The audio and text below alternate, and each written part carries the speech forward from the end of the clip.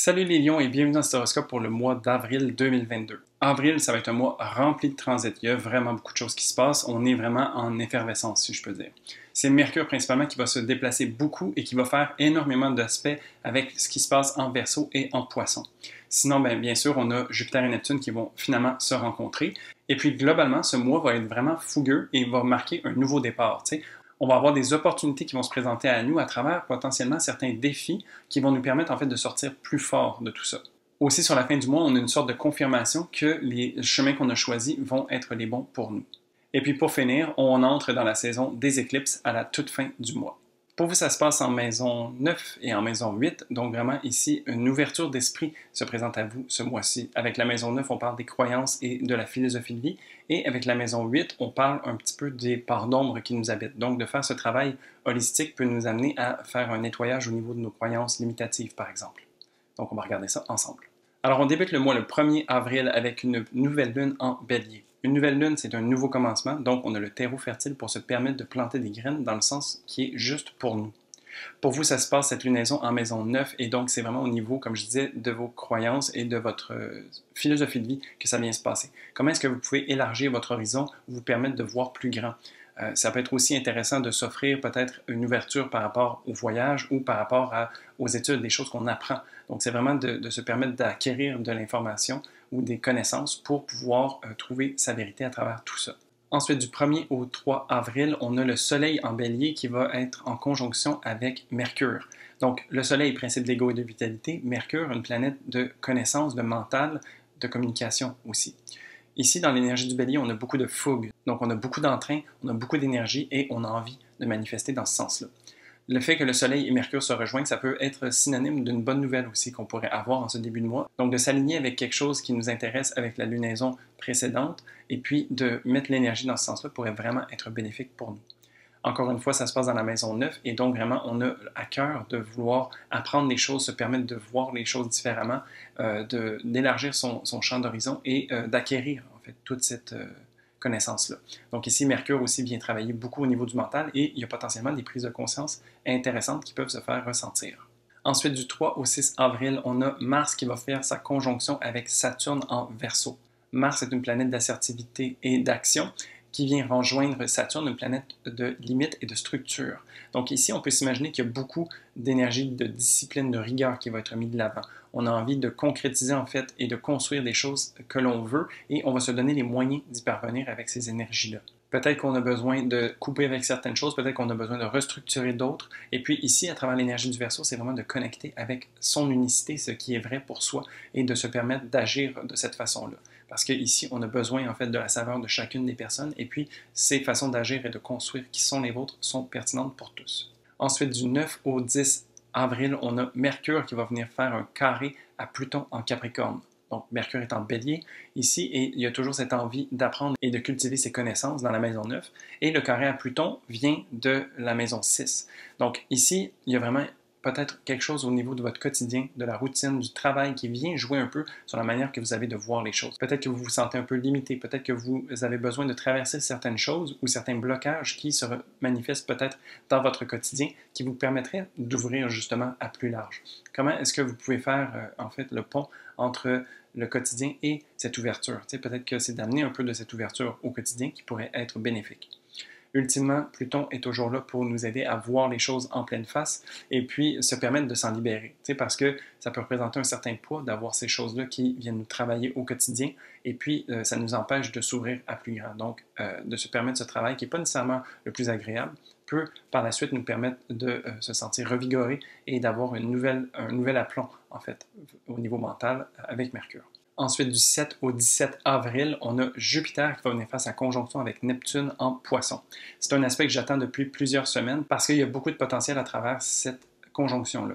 Donc, Jupiter est une planète qui fait grandir les choses, qui offre une expansion et qui va venir faire sa conjonction avec Neptune, une planète spirituelle et qui est ouverte à plus grand.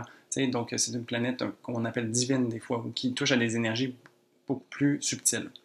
Donc, le fait d'avoir les deux ensemble nous amène à rêver beaucoup, à se laisser imaginer, à se laisser voguer, se laisser porter par plus grand que soi, d'avoir confiance en la vie, d'avoir une certaine foi même, et puis d'aspirer à beaucoup de choses. Donc, il y a une belle source d'inspiration, de créativité qui peut venir avec ça. Et puis, on baigne beaucoup dans les émotions, dans la sensibilité ici. Donc, d'une part, c'est très cool comme aspect, mais d'une autre part, ce qui peut arriver, c'est que, ayant tellement d'énergie dans cet infini, de possibilités, ça peut être difficile de trouver, en fait, qu'est-ce qu'on fait de tout ça, comme si on avait une perte de repère un petit peu. Et puis, Neptune, quand il est vécu un petit peu plus difficilement, nous amène à une certaine confusion ou un certain brouillard mental qui fait en sorte que, ben, oui, il y a beaucoup d'énergie, mais on ne sait pas trop quoi en faire, puis finalement, on patauge plutôt que de se laisser porter par le courant, t'sais. Donc, il y a vraiment ici un appel à cette fertilité qui est disponible, mais en même temps, c'est de trouver des manières de venir les grounder dans la réalité. Parce que je crois que c'est bien beau de rêver, mais si on peut ramener ça dans sa réalité, c'est d'autant plus agréable. Il faut faire attention aussi parce que plus tard dans le mois, il y a Vénus et la Lune qui vont venir successivement faire des conjonctions avec ces deux planètes-là. Et donc, il y a cette propension aussi à l'exagération d'une certaine façon, et puis avoir un excès d'engouement, en fait. Donc, vraiment ici, c'est un appel au ground, je crois, qui serait vraiment de mise pour se permettre justement de venir cultiver ces choses-là et de les manifester pour soi. Pour vous, ça se passe dans la maison 8, et donc la maison 8 qui parle un peu de nos parts d'ombre qu'on a besoin d'intégrer, ou les choses où est-ce qu'on doit se permettre une certaine mort-renaissance. Alors peut-être que toutes ces prises de conscience, cette plongeon à l'intérieur de soi, peut vous amener à connecter avec des parts un petit peu plus sombres chez vous, et peut-être que ça va être un peu demandant.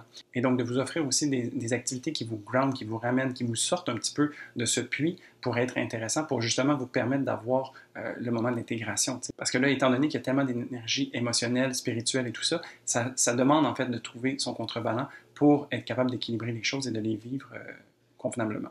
Ensuite, le 16 avril, on a une pleine lune en balance. Donc ici, une pleine lune, c'est une culmination d'énergie, c'est un moment de fin où est-ce qu'on peut se permettre de couper avec des choses qui ne sont plus nécessaires pour nous. Ça fait de la place et ça nous permet de manifester à sa place quelque chose de plus intéressant à ce moment-là.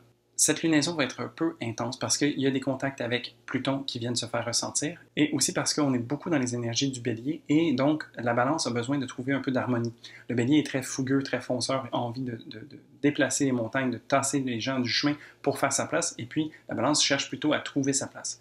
Donc ici, il y a un peu cette idée de trouver l'équilibre entre l'assertivité et le fait d'être harmonieux avec les gens autour de soi. Donc c'est cet équilibre-là qui va être à combler. Pour vous, ça se passe dans la maison 3, cette lunaison-là, et donc ça se passe au niveau du quotidien, encore une fois.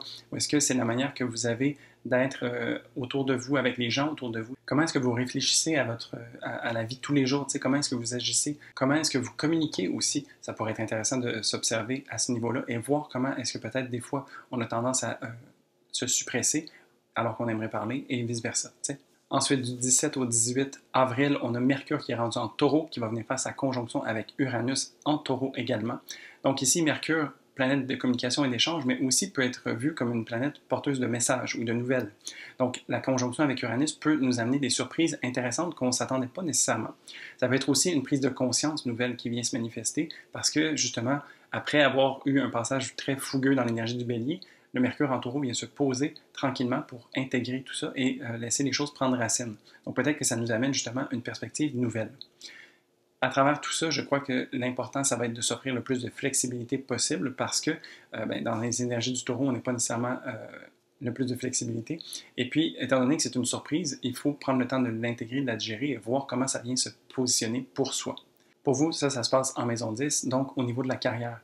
De vous offrir en fait peut-être la flexibilité de prendre le temps aussi. Tu sais, comme oui, ça peut être une surprise qui vient, mais peut-être que de juste prendre quelques moments pour le temps qu'il faut en fait pour intégrer cette nouvelle-là et agir de manière qui est juste pour vous. Ça pourrait être intéressant ici de pouvoir placer vos pions au niveau de la carrière potentiellement ou de la vie publique en général et d'être perçu comme étant la personne que vous avez envie d'être perçue.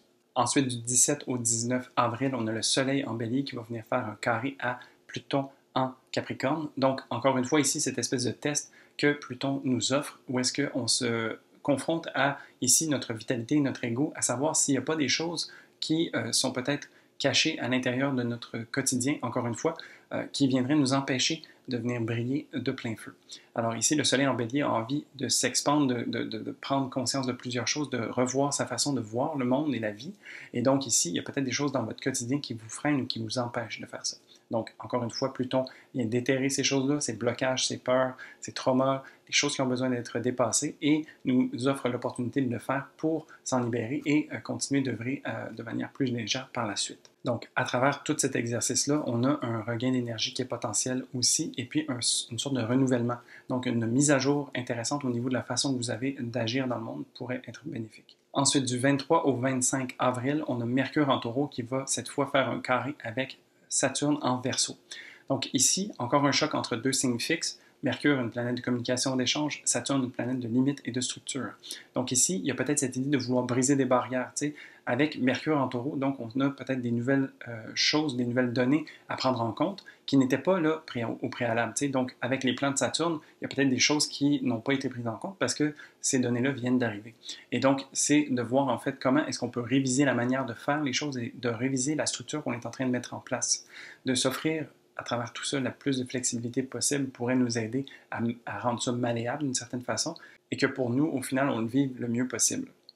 Ça se passe pour vous entre la maison 10 et la maison 7. Donc, la maison 10 où Mercure œuvre, c'est au niveau de la carrière, donc les prises de conscience, le désir de s'exprimer d'une nouvelle manière au niveau public, c'est là. Et puis, Saturne en maison 7 est en train de reconstruire, en fait, les relations à un niveau intime. Comment est-ce que vous êtes en relation amoureuses, amicales ou professionnelles qui peuvent avoir un impact sur les nouvelles qui viennent d'être apportées. Donc, par exemple, si vous avez eu une promotion, comment est-ce que ça vient peut-être impacter le quotidien que vous avez avec votre partenaire, t'sais? Et donc, ce genre de discussion-là pour s'offrir, en fait, de prendre conscience, de voir qu'est-ce qui est disponible et de potentiellement créer une troisième voie, une voie qui n'était pas nécessairement disponible si on reste dans le conflit, pourrait nous aider à venir rendre ça plus aisé et le rendre plus agréable au final. Et pour finir, le 30 avril, donc, on a une éclipse solaire partielle en Taureau. Ici, c'est un nouveau départ surprenant auquel on ne s'attendait pas.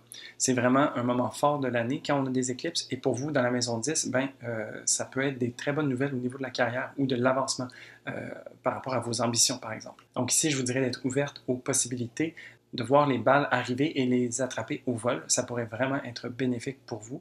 Et puis, tu sais, c'est des choses qu'on ne s'attend pas nécessairement. Donc, à travers l'énergie du taureau, il faut quand même être flexible, tu sais, d'une certaine façon. Il faut voir, en fait, comment est-ce que ces opportunités-là, bien qu'elles nous demandent, par exemple, de bouger un petit peu ou d'agir ou de se déplacer ou de revoir sa façon de penser, ça serait vraiment intéressant de se permettre ça parce que quand une porte s'ouvre, ça peut toujours être intéressant de voir qu'est-ce qui se cache derrière. Et donc voilà, ça fait le tour du mois d'avril pour vous, un mois rempli de transits et de surprises. Donc ici, on est appelé à s'ouvrir à cette nouveauté et d'y aller avec beaucoup d'entrain.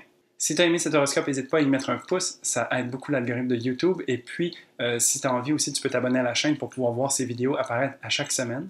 Et puis sinon, je te souhaite un très beau mois d'avril et je te dis à la prochaine pour un prochain horoscope. Salut!